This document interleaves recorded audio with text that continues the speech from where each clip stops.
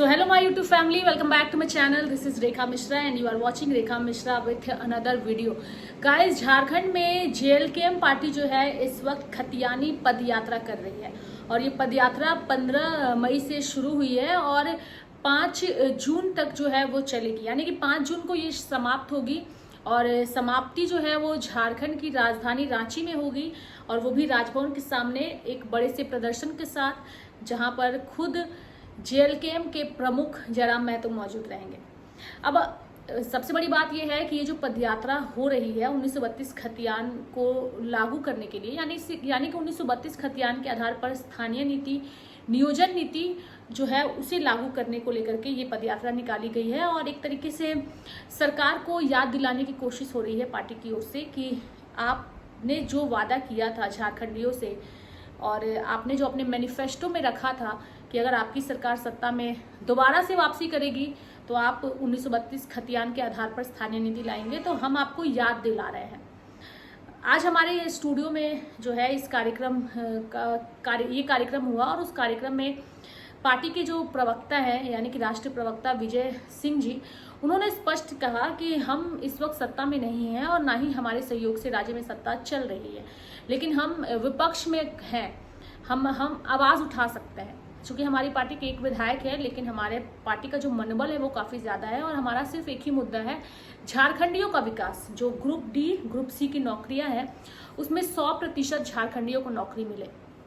हालांकि ऐसा JLKM party की ओर से कहा जा रहा है, लेकिन मेरा यहाँ पर एक पर्सनल पॉइंट ऑफ व्यू है जो मैं आप लोगों के साथ शेयर करना चाहती हूँ। चूँकि जब ये खबर सामने आई तो मेरे जहन में एक बात आई कि अभी फिलहाल जो है 60-40 के आधार पर स्थानीय नीति, नियोजन नीति है और 60-40 में 60 का मतलब है कि जो झारखंड के 60% लोग हैं उन्हें पहला प्रेफरेंस मिलेगा और बाकी 40% जो अन्य लोग हैं उन्हें प्रेफरेंस मिलेगा। लेकिन झारखंड में जब भी नौकरियां होती है, आप देखिएगा कि ज़्यादातर नौकरियों में जो है वो बाहरियों को तवज्जो दिया जाता है। रांची यूनिवर्सिटी में हुआ था एक मामला, उस पर वीडियोस भी मैंने बनाया था और हम लोगों ने उसमें प्रॉपर खबर भी हम लोगों ने दिखाई थी। उसमें हमने बताया था कि कैसे ज़्यादातर जो उस वक्त सीटें थी, यानी कि 34, जहाँ तक मुझे याद नहीं आ रहा है कि कितनी सीटें थी, 30 या 34 सीटें थी, जिसमें 30 अगर थी तो 29 लोग जो थे वो बाहरी थे और एकमात्र झारखंडी था। तो आप समझ लीजिए कि जो 60 और 40 के आधार पर स्थानीय नीति बनी है उसको भी इम्प्लीमेंट अभी तक नहीं किया जाता है सही तरीके से। और अभी पदयात्रा निकाली जा रही है JLKM पार्टी की ओर से और सरकार को ध्यान दिलाने की कोशिश की जा रही है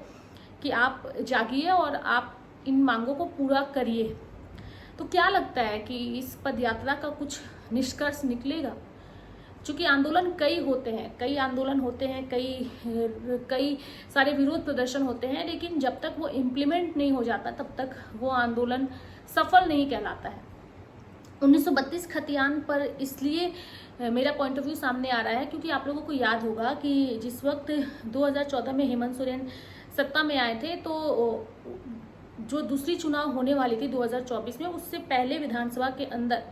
उन्होंने 1932 को लेकर कहा था कि मैं चाहता हूं कि हमारी सरकार इसे लागू करे, लेकिन हम कर नहीं सकते क्योंकि अगर हम करते भी हैं तो कोर्ट इसे खारिज कर देगी। और जब उसी को लेकर के उनकी पार्टी के पूर्व उस वक्त के जो शिक्षा मंत्री थे जगन्नाथ महतो, उनसे सवाल किया गया था तो उन्होंने भी स्पष्ट कहा था कि हमारी ही पार्टी 1932 लाएगी। लोबिन हेम्ब्रम आप लोगों को याद होंगे, उन्होंने भी 1932 खतियान का जिक्र किया था और उसकी लड़ाई वो लड़ते लड़ते उन्होंने JMM का साथ छोड़ा था, BJP में गए थे, हालांकि वो जीत नहीं पाए थे। लेकिन पार्टी के अंदर भी कई ऐसे नेता हैं जो 1932 खतियान का जिक्र करते हैं, लेकिन वो इम्प्लीमेंट नहीं हो रहा है। तो अभी जो नेता एक ही पार्टी के अलग अलग विचारधारा, अलग अलग पॉइंट ऑफ व्यू से बातें करते हैं, तो क्या सिर्फ जनता को बरगलाने के लिए कहते हैं और फिर चुनाव के समय कहते हैं कि ठीक है फिर से हम अपने मैनिफेस्टो में उसे लेकर आ रहे हैं, लेकिन सत्ता में आते ही वो भूल जाते हैं। तो राज्य में भी राज्य की जो जनता है वो जानना चाहती है, वो सवाल कर रही है कि आपने जो वादा किया था क्या वो वादा पूरा होगा, और ये भी जानना चाहती है कि अभी ये जो पदयात्रा JLKM की ओर से निकाली जा रही है, इस पदयात्रा का कितना फायदा होगा। क्योंकि एक मैसेज जाएगा, झारखंडियों को जागरूक तो किया जाएगा, लेकिन असल फैसला जो है वो सरकार को ही करना है, सरकार को ही पहल करके इसे आगे बढ़ाना है ताकि ये चीज़ इम्प्लीमेंट हो सके। तो आप लोगों को क्या लगता है कि ये जो पदयात्रा शुरू की गई है JLKM पार्टी की ओर से, ये कारगर होगी या नहीं होगी? मैं चाहूंगी कि आप लोग भी अपनी राय कमेंट बॉक्स में कमेंट करके जरूर दीजिए। Thank you so much.